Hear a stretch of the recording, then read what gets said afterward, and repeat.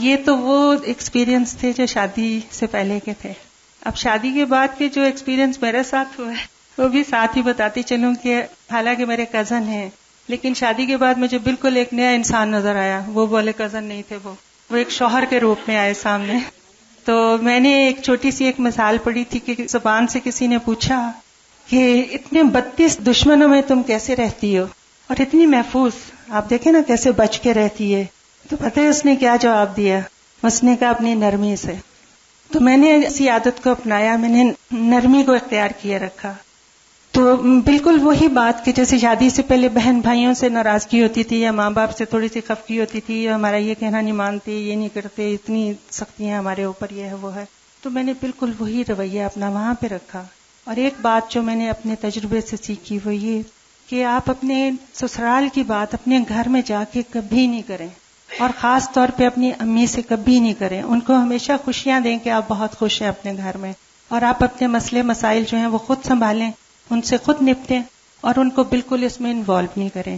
اور میں ضرور کہوں گی کہ مہربانی سے اگر بیٹی آ کے ان کو سناتی بھی ہے تو وہ کبھی اس کی بات نہیں سنیں، اور اس کو ہمیشہ سمجھائیں کہ بیٹا اس میں تمہاری اپنی غلطی ہے، وہ تو بڑے ہیں، وہ ٹھیک کہہ رہے ہیں آپ سے.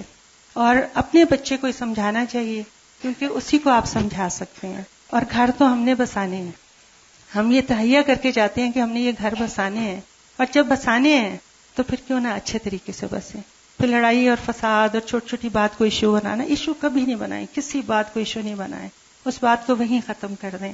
اور الحمدللہ ماشاءاللہ 32 سال ہو گئے میری شادی کو، اور اللہ کا بہت شکر ہے، بہت شکر ہے کہ سب لوگ جہاں تک میرے علم میں ہے کہ وہ خوش ہی ہیں مجھ سے، کیونکہ میں نے کبھی زیادتی نہیں کی، کبھی حسد نہیں رکھا، کبھی کسی کے لیے دل میں برا خیال نہیں لائی.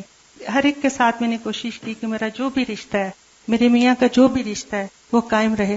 اور میرا خیال ہے کہ اپنے میاں کو خوش کرنے کا سب سے اچھا طریقہ یہی ہوتا ہے کہ اس کے بہن بھائیوں کو بھی آپ خوش رکھیں تاکہ وہ بھی ایک بیلنس پرسنالٹی بن کے سامنے آئے.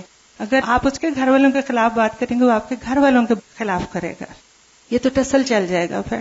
تو بس یہی میں آپ سے کہوں گی کہ ہمیشہ عاجزی اور انکساری، محبت